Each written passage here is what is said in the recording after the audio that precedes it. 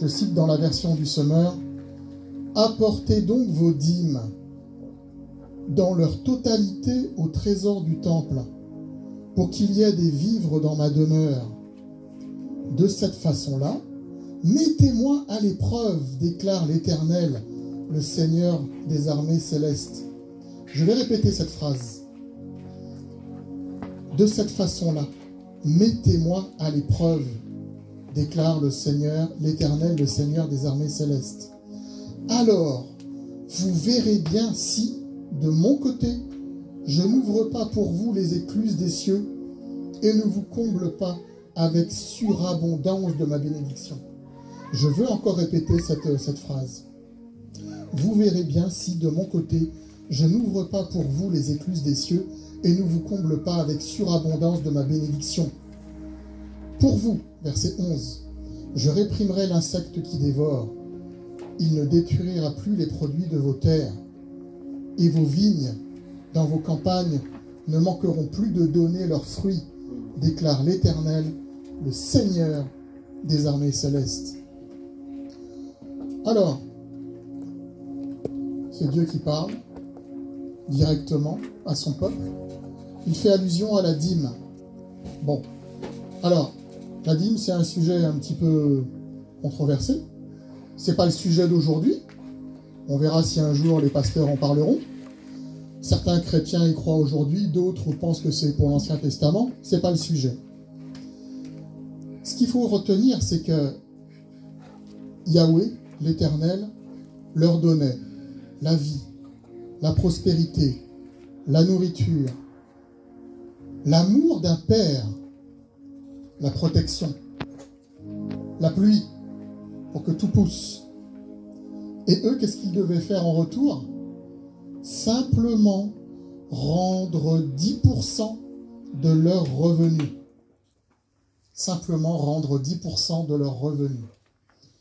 Par amour, par reconnaissance, par gratitude, mais aussi par foi. Alors la chose était très sérieuse, c'était pas juste une demande comme ça, un peu en l'air. Voyons les versets 8 et 9. Avant cette déclaration qu'on vient de lire, on va voir juste avant, versets 8 et 9.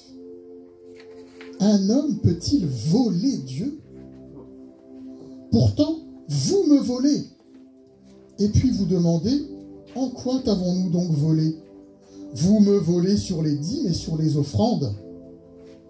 Vous êtes sous le coup, c'est un mot fort, vous êtes sous le coup d'une malédiction. Parce que tout ce peuple, vous tous, vous me volez. C'était dur, une malédiction, vous vous rendez compte? Les termes utilisés par Dieu lui-même. Donc ça veut dire quoi? Que c'était quelque chose d'extrêmement important pour Dieu, que son peuple manifeste sa reconnaissance. Un petit peu de reconnaissance, un petit peu de gratitude envers l'immensité de ses dons pour eux, que l'on a cité tout à l'heure. Le verset 10 est merveilleux, il dit « Mais mettez-moi à l'épreuve, mettez-moi à l'épreuve ». Dieu, en fait, les défie. Si vous obéissez à ce commandement-là sur la dîme, mettez-moi à l'épreuve, je vous défie. Et vous verrez bien ce que je vais faire pour vous en retour. Voilà. Donc, dîme ou pas dîme, peu importe. Les principes restent les mêmes pour nous aujourd'hui. Celui qui veut donner 15%, 20%, libre à lui. Où est le problème, s'il le peut? Ces principes restent les mêmes. Ayons la foi et l'envie d'être généreux pour tous, mais particulièrement pour l'Église de Dieu, en reconnaissance pour toutes ses bontés, et particulièrement donc pour payer notre loyer, qui est important. Donc c'est un acte de foi. Alors certains diront, oui, mais mes revenus sont très faibles. Bon, et c'est vrai, on ne gagne pas forcément des fortunes. Alors là encore, il y a une autre base biblique qui va nous faire du bien. On tourne quelques pages après, on arrive dans le Nouveau Testament, on arrive à Matthieu 6. Je crois qu'Yvette tout à l'heure en a parlé. Matthieu 6, 33. Matthieu 6, 33 et 34.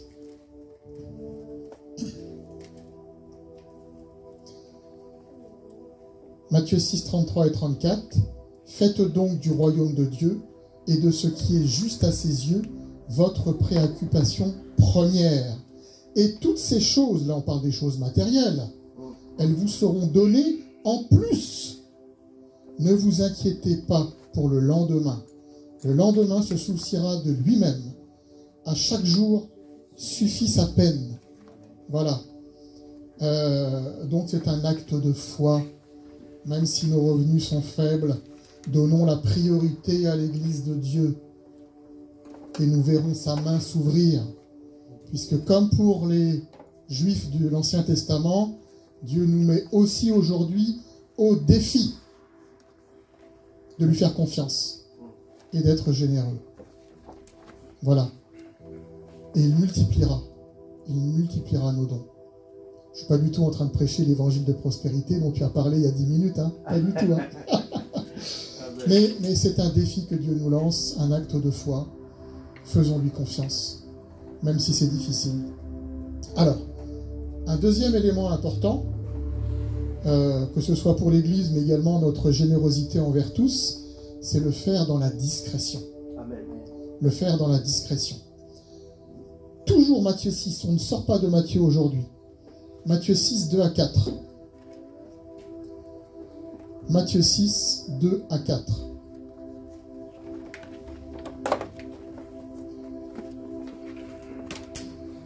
Ainsi, lorsque tu donnes quelque chose aux pauvres, ne le claironne pas partout.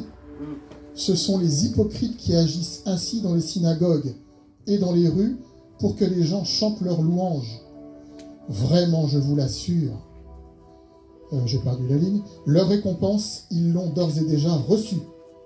Mais toi, quand tu donnes quelque chose aux pauvres, que ta main gauche ne sache pas ce que fait ta main droite. Je trouve que ce verset est merveilleux. Amen. Que ta main gauche ne sache pas ce que fait ta main droite. Autrement dit, reste discret. Reste discret, ne va pas aller claironner et chanter à tout le monde. Oui, j'ai fait ci, j'ai fait ça, j'ai donné ci, j'ai donné ça. Non, non, non, non, reste discret. D'accord ? Parce que, comme le dit le verset 4, que ton aumône se fasse ainsi, en secret, et ton Père qui voit dans le secret te le rendra. Et ton Père qui sait dans le secret te le rendra. C'est beaucoup plus précieux pour Dieu quand c'est fait discrètement que comme les pharisiens faisaient, là, les hypocrites, j'ai fait ci, j'ai fait ça. Non, non, non. Parce que lui, il voit, lui, il sait la profondeur de nos mobiles profonds dans notre cœur. Alors, pour ce qui est de l'Église, au niveau de nos dons, les pratiques dans les églises sont différentes. Certaines églises, comme ici, apportent devant la boîte. D'autres font circuler un panier dans l'assemblée. D'autres installent une boîte à l'entrée, une boîte discrète. Peu importe ces pratiques. Le principe, on n'a pas besoin d'être vu pour donner. D'accord ? Si c'est fait discrètement, c'est fait discrètement. Rien ne nous empêche par ailleurs de donner un chèque directement à la trésorière ou au pasteur pour le loyer de l'église. C'est discret, c'est efficace. Voilà. Mais Dieu le saura. Dieu le verra. D'accord ? Et il va répondre en conséquence, puisqu'il nous a mis au défi de le faire en Malachie 3. Alors, je ne résiste pas au plaisir de lire le verset 6 également. Bon, là, on s'écarte un peu puisqu'il est question de la prière, mais quand même. Mais toi, quand tu veux prier, va dans ta pièce la plus retirée, verrouille ta porte et adresse ta prière à ton Père, qui est là dans le lieu secret. Et ton Père qui voit dans le secret te le rendra. Alors, nous pouvons dire discrètement à notre Dieu dans notre chambre intérieure, Père, je te fais ce don parce que je t'aime. Amen. Et parce que j'ai foi en toi. Amen. Voilà. Que Dieu vous bénisse. Amen.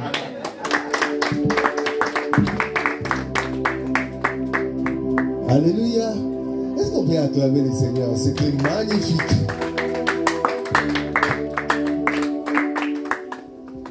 Oula! Non, non, non. Quelqu'un était béni ce matin. Magnifique parole. Je crois que je vais rester dans son idée. Avec, je me pose la question. Vous savez, il y a des... Moi, personnellement, je suis toujours mal à l'aise quand il faut parler sur donner, ceci, cela. Je suis tout le temps mal à l'aise. Mais quand quelqu'un ouvre une porte comme ça, je profite pour frapper moi aussi. Amen. Vous savez, la plupart des chrétiens ne sont pas bénis. Ce n'est pas parce qu'ils ne gênent pas. Ils savent bien gêner. Ils savent bien prier.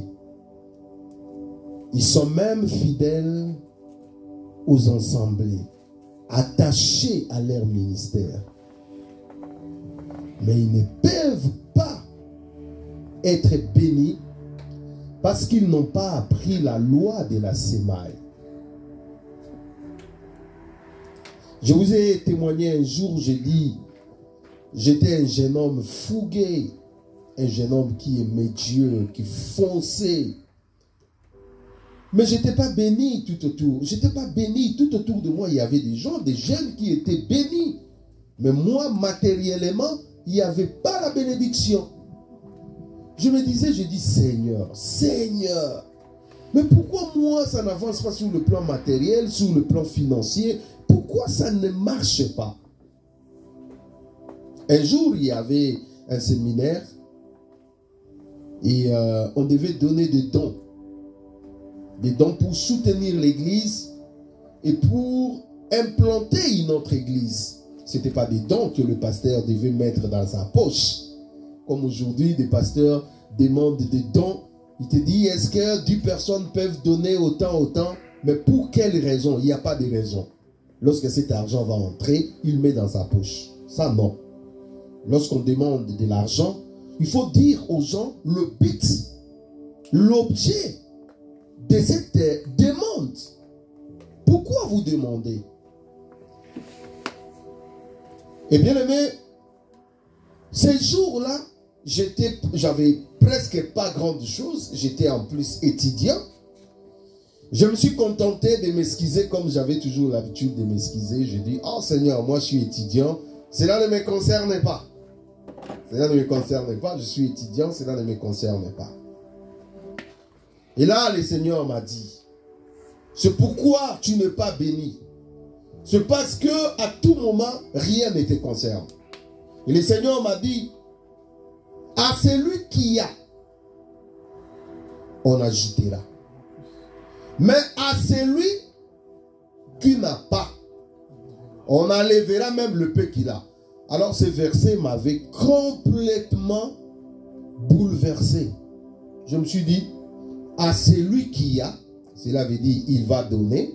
Et Dieu dit, on va encore ajouter.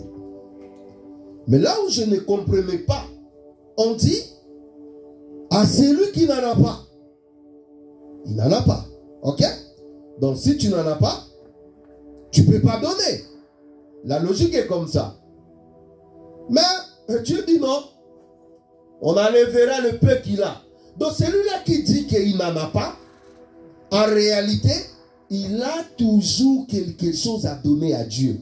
Mais dont lui, il est inconscient. Il ne comprend pas que même dans le peu, le minimum là, il peut toujours donner à Dieu. Donc, je ne sais pas si quelqu'un comprend. À celui qui en a, on va ajouter parce qu'il va donner. Mais toi qui se dis toujours, moi je n'ai rien, moi je ne saurais pas, si je ne donne pas, si... La Bible dit, même le peu que tu as là, Dieu va le retirer. Dieu va le retirer.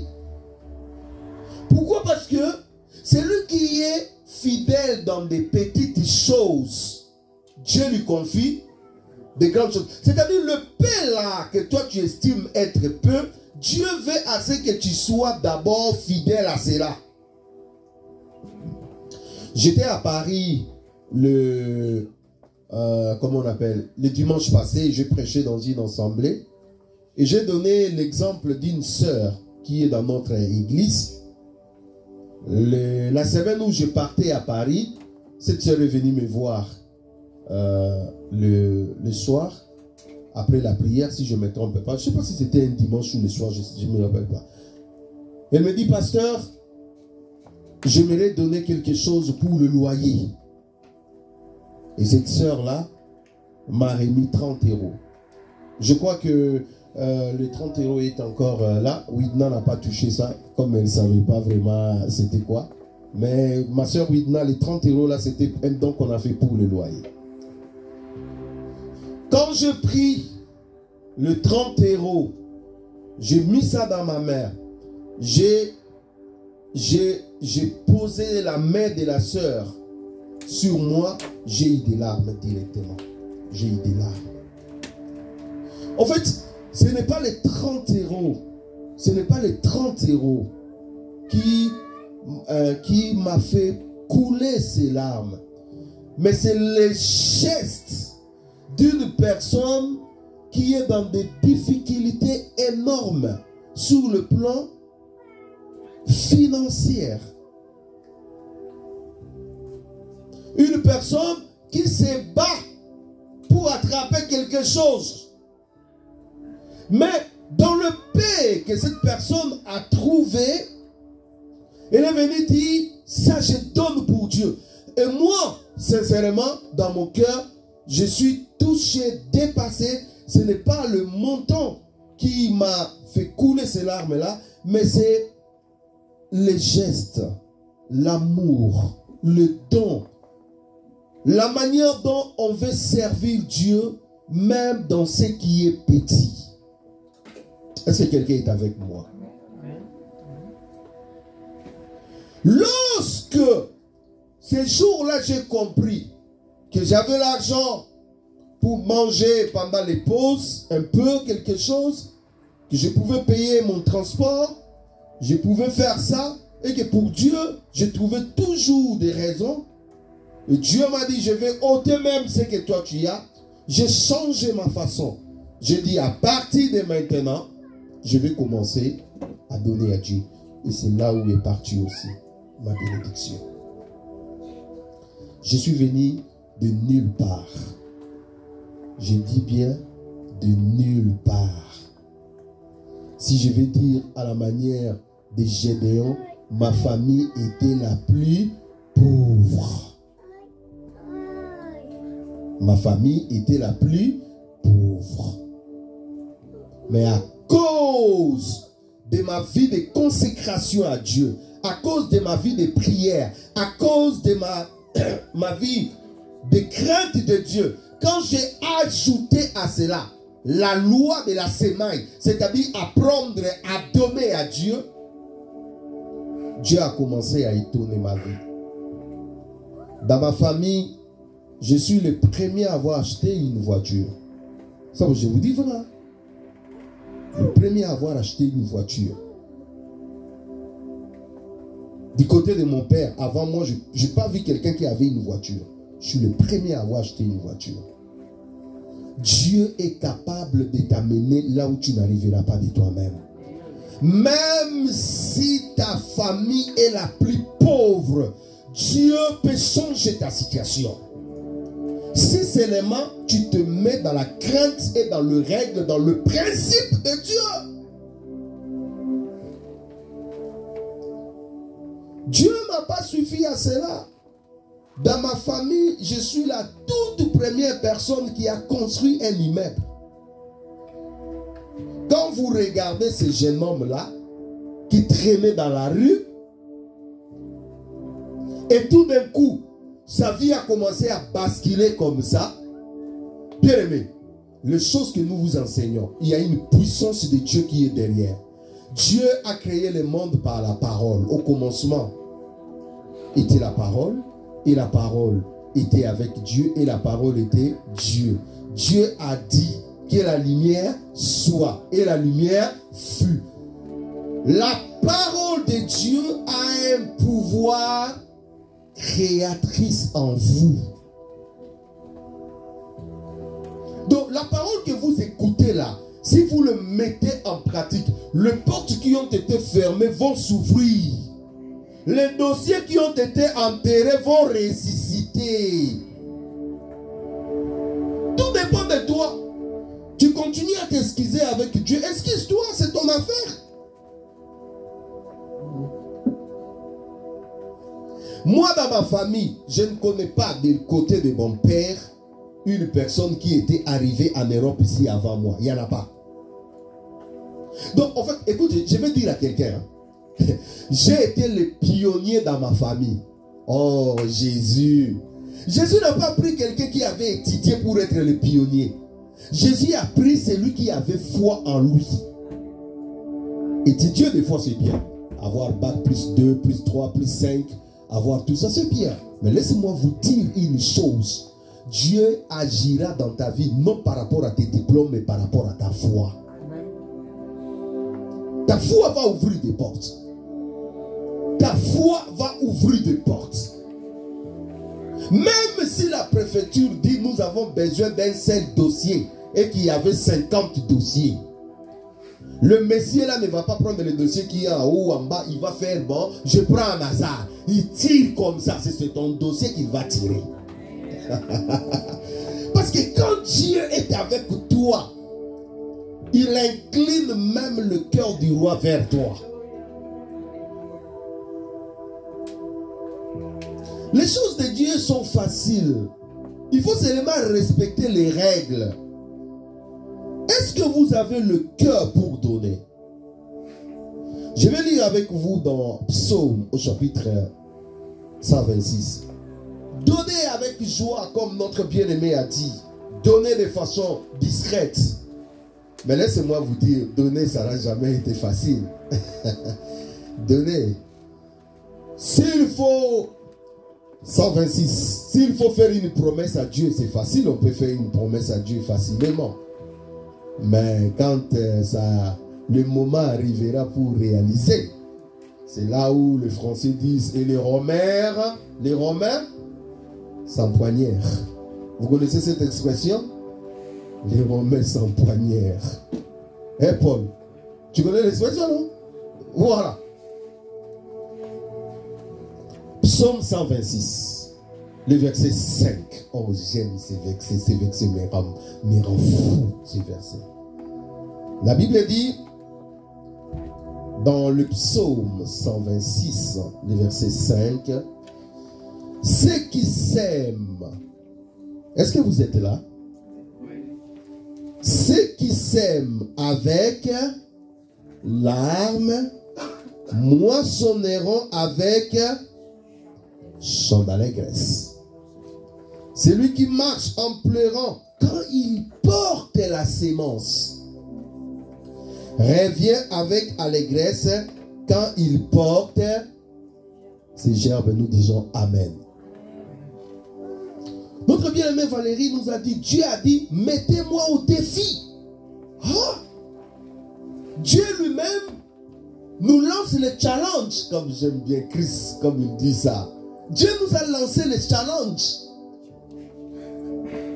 Il dit, j'ai envie de vous bénir. La bénédiction dont il est en train de parler ici, c'est la bénédiction d'ordre financier et matériel. Nous ne courons pas derrière la bénédiction, mais il est possible qu'un enfant de Dieu soit aussi béni sur le plan financier et matériel. Tout dépend de la souveraineté de Dieu. Je ne m'attache pas au matériel, je ne m'attache pas à l'argent. Mais Dieu peut faire en sorte que l'argent, le matériel puisse m'atteindre. Et je peux servir Dieu avec ça. Un seul micro que vous voyez là, ça coûte 120 €. Le micro là, 120. Celui que l'autre a utilisé, ça coûtait je crois 110. Celui-ci, ça coûte 320 €. Ce micro, 320 €. C'est pour cela que vous sentez que le son est différent.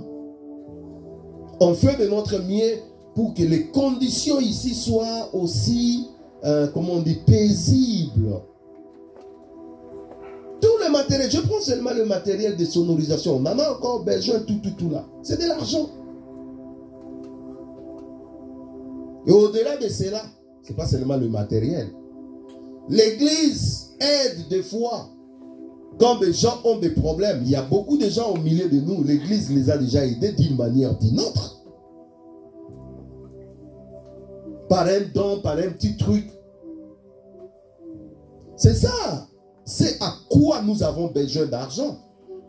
Des va-et-vient que nous faisons à Paris là pour implanter l'église, tout. Ce sont des billets de train.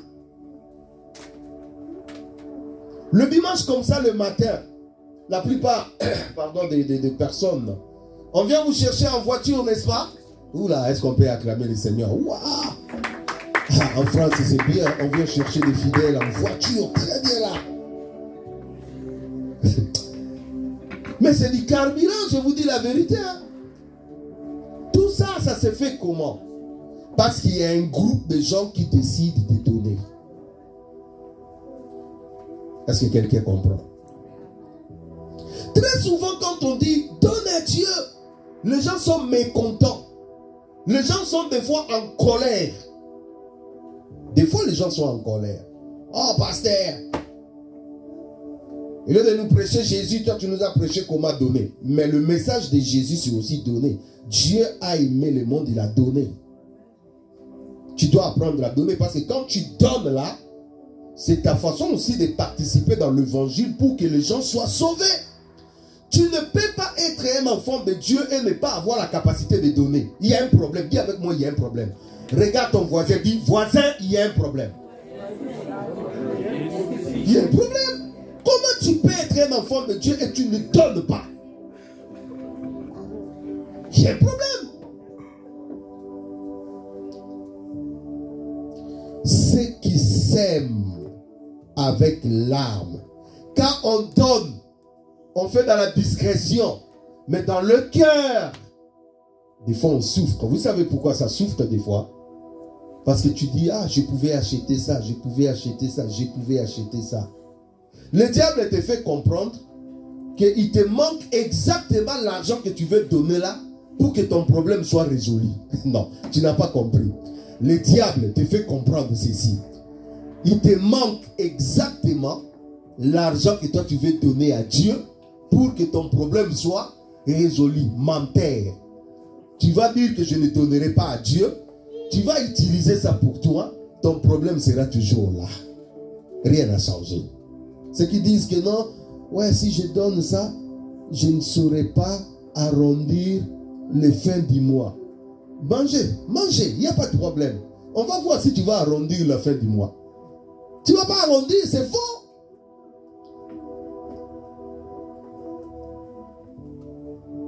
Prends ta sémence, donne à Dieu. Oh, en Europe, il y a trop de soldes. On vous appelle dans tel site, il y a beaucoup de choses. Dans tel magasin, il y a des soldes. Les gens courent que pour des soldes. Pour Dieu, on ne donne pas. Pour l'œuvre de Dieu, on ne donne pas. Pour les orphelins, on ne donne pas. Pour la veuve, on ne donne pas. Les démunis, on ne donne pas. Des gens qui souffrent au milieu de nous. Vous savez combien de sans-papiers nous avons au milieu de nous? Vous savez combien de sans-papiers nous avons au milieu de nous? Qui ont besoin des fois de quelques pouces.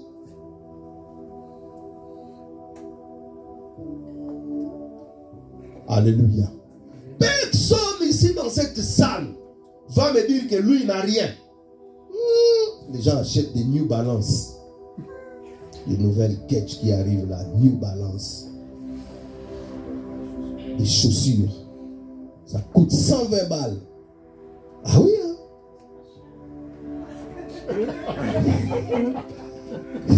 Alléluia. Non, j'ai dit seulement les gens ils achètent. Les gens ils achètent. Regarde ton voisin, dis, hé voisin, regarde comment tu es beau. Dis au voisin, hé, regarde comment tu es beau.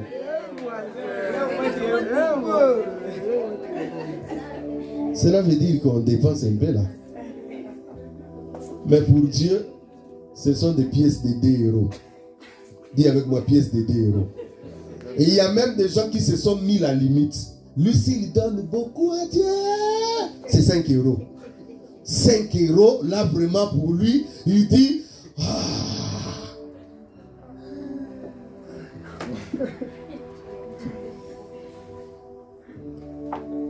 Alléluia. Donne à Dieu. Car ceux qui sèment avec l'âme, la Bible dit, moissonneront avec chant d'allégresse.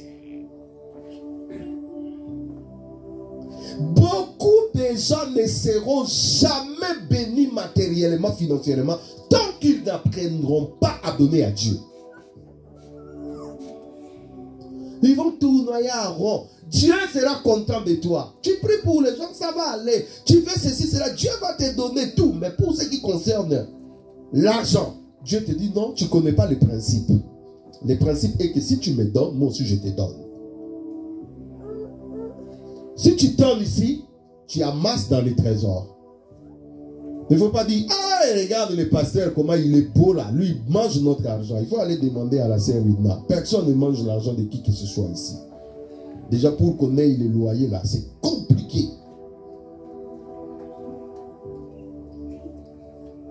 Jeunes gens, apprenez à donner à Dieu. Voilà pourquoi même nos enfants, quand vous les amenez dans l'assemblée comme ça, pendant les offrandes, donnez-les quelque chose. Dis, va donner. Tu lui apprends comment donner à Dieu. Il apprendra demain, il faut donner à Dieu. Alléluia. Quand tu veux donner à Dieu, prépare ton offrande à la maison. Prie pour ça. Comme notre bien-aimée Valérie a dit, tu entres dans ta chambre. Tu dis, Seigneur, je vais te donner ça. Même si c'est peu. Accepte. Alléluia. Donc quand tu dis comme ça au Seigneur, le Seigneur regarde ton cœur. Tu n'es pas en train d'être un malot, être, comment on dit, un malhonnête pour... Non, non, non, non, non. Donc tu sais vraiment que non, ce que tu donnes là, c'est ce que tu as. Regardez, des fois quand on parle de l'argent, les gens compliqués. Jésus un jour s'est mis au tronc. Et il regarde ce qu'il donne. La Bible dit, il était là vraiment. Il regardait. Ouh, Jésus, doucement, doucement, doucement. Jésus était là, il regardait. Quand quelqu'un donne, il regarde. Les gens donnent, les gens donnent, les gens donnent. Après, il a proclamé la victoire. Il a dit, bon, aujourd'hui là, il n'y a pas de secret. Aujourd'hui là, il n'y aura pas de secret. De vous tous là qui avez donné là, la personne qui a beaucoup donné là, c'est cette dame là. Si moi je fais ça aujourd'hui, TikTok sera bouleversé. Hein? On va me balancer dans TikTok. On dit, ah, regarde ce pasteur, ce qu'il veut. Mais Jésus l'a fait. Mais Jésus n'a pas fait ça pour humilier quelqu'un ou bien pour avoir un contrôle sur ça. Non. Il voulait seulement dire que des fois on peut donner, mais ce qu'on donne là, ce sont des superflus. Quand quelqu'un a 10 000 et qu'il donne, il donne 20 euros, il a 10 000 euros. Il donne 20 euros. Tu crois qu'il a donné quelque chose? Je vous donne l'exemple. Quelqu'un a 10 000 euros. Il a donné 20 euros. Est-ce qu'il a donné vraiment? Il n'a pas donné. C'est des superflus. L'argent que tu donnes à Dieu, c'est l'argent que tu vas avec ça au McDo, là, tu manges. Tu bousilles ça là. Pour toi, tu dis que non, ton Dieu à toi. Oh! La Bible dit, si tu veux recevoir une personne importante, une autorité chez toi, quel genre de brebis tu l'offres? Quel genre de brebis tu l'offres? Tu vas prendre la brebis chétive là, médiocre là, tu donnes à Dieu. Tu lui donnes à ton autorité. Imagine-toi, le président Macron, entre guillemets, parce que c'est le président de la France, il dit, je vais venir te voir, mes amis, même s'il faut aller t'endetter, tu vas aller t'endetter. Je vous dis la vérité. Tu vas aller t'endetter. Tu vas bien dresser la table. Ce jour-là à la maison, même les anciennes assiettes là, tu vas virer. Le couvert là, tout sera. Pourquoi? Parce que dans ta tête, tu vas recevoir quelqu'un de... Mais Dieu, est-ce que ce que tu donnes à Dieu là, tu peux l'offrir à ton ami comme cadeau? Tu ne peux même pas l'offrir parce que tu auras honte. Mais à Dieu, on les donne. Cela veut dire que nous n'avons pas de caractère en matière de donner à Dieu.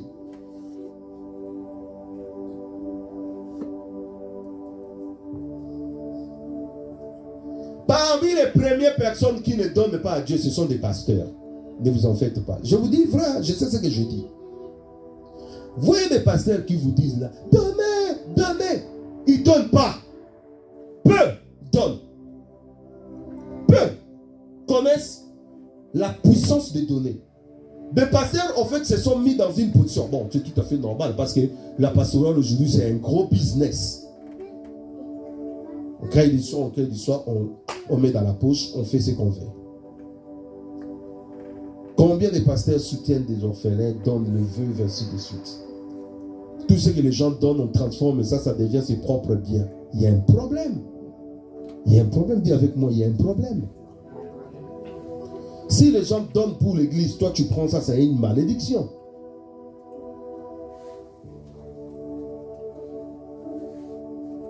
Apprendre à donner à Dieu. Même les enfants, vous avez vos petites caisses là. Mettez. Quand vous voulez venir à la prière, tu prends une pièce, tu viens, tu jettes à Dieu. Alléluia. Dieu vous bénira.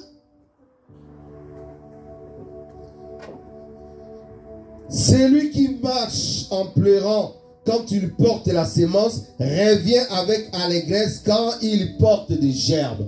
Le principe est que quand tu mets la sémence, après la sémence va germer et tu auras des résultats. Je vais vous dire une chose. Vous savez, beaucoup de gens n'ont pas sémé, mais ils cherchent à récolter. Quand tu demandes à Dieu, là, donne-moi, donne-moi. Toi, tu as sémé où? Tu as sémé où?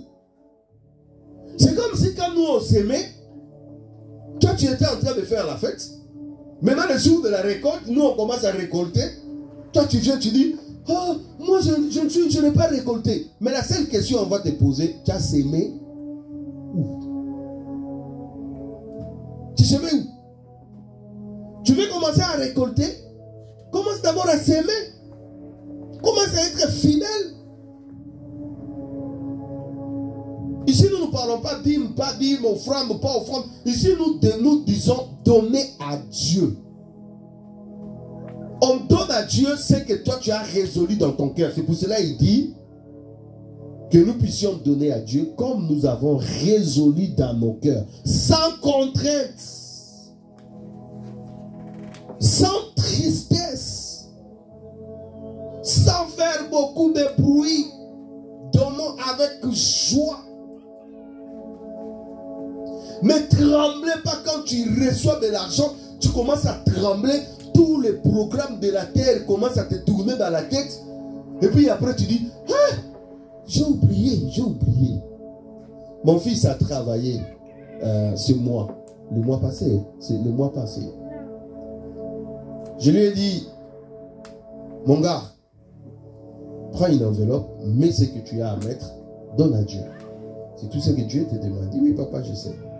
Il a fait une enveloppe, il a mis, il a donné à Dieu.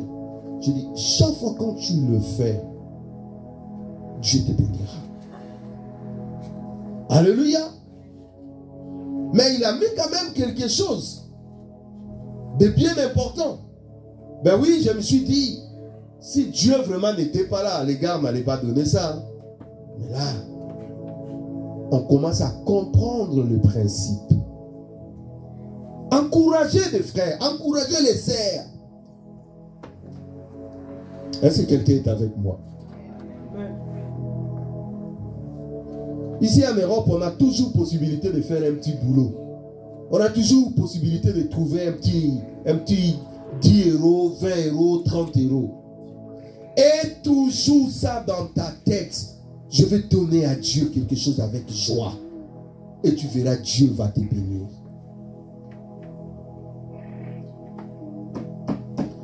Dieu n'est pas obligé, quand tu lui donnes l'argent, il te retourne forcément l'argent. Dieu, tu peux lui donner l'argent. Écoute ce que Malachie nous a dit.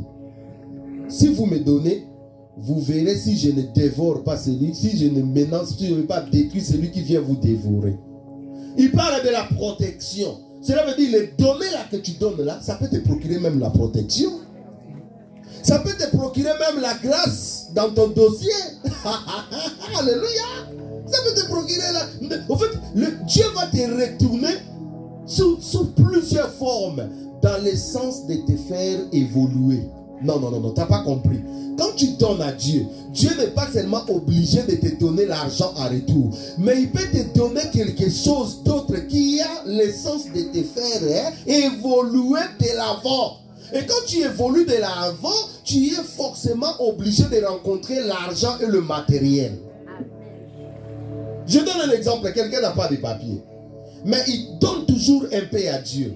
Dieu n'est pas obligé forcément de lui donner de l'argent, mais Dieu peut lui dire, je vais lui faire grâce, je lui donne du papier. Tu sais pourquoi? Parce que quand il aura du papier, il va faire quoi?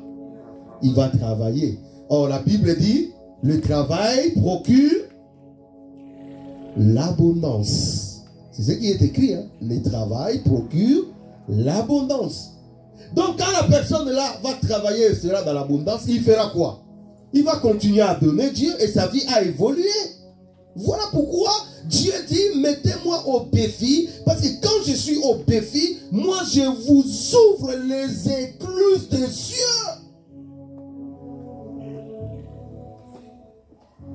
Beaucoup les écluses des cieux sont fermées parce que tu ne donnes pas. Apprends seulement à donner. 1, 2, 3, 4, 5. Tu vas voir, c'est comme si des verrous commencent à faire kiou, kiou, kiou, kiou, et tu entends. La pluie commence à tomber.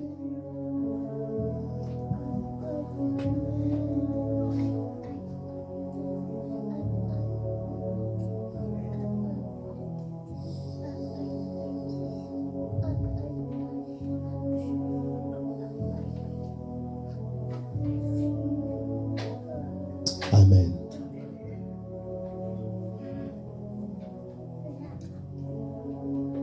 Dieu veut t'amener dans l'autre bord, le bord de la bénédiction, le bord où tu vas expérimenter des choses incroyables. Dieu veut t'amener dans le bord où tu verras la gloire de Dieu. Dieu veut changer tes finances. Dieu veut changer ta condition. Moi, le premier, ce jeune homme qui traînait dans la rue, ce jeune homme où tout le monde pouvait dire il n'y a pas de vie, mais ce jeune homme a fait des percées incroyables parce qu'il a tout simplement compris les principes de Dieu. Avec Dieu, c'est question des principes. Tu respectes le principe, Dieu te bénit. Tu pries ou tu ne pries pas, si tu respectes les principes de Dieu, Dieu te bénit. Je vais vous dire une chose, je termine par ça. Il y a même des païens qui ne prient pas, mais qui respectent le principe de donner. Et parce qu'ils donnent, Dieu au retour, il est obligé de leur bénir. Parce que quand quelqu'un sème, il moissonne. Voilà pourquoi vous voyez beaucoup de patrons aujourd'hui, ils ont des œuvres caritatives. Pourquoi? Parce qu'ils savent que ces œuvres qu'ils font en soutenant le veuve, les orphelins, le démuni, leur apportent aussi la protection. Il y a des bénédictions, que tu sois païen ou chrétien, quand tu y es dans ces principes, Dieu te bénit. Il n'y a pas midi 14h. Que tu sois païen ou chrétien, tu donnes, Dieu te bénit. Tu te maries légalement, Dieu te bénit.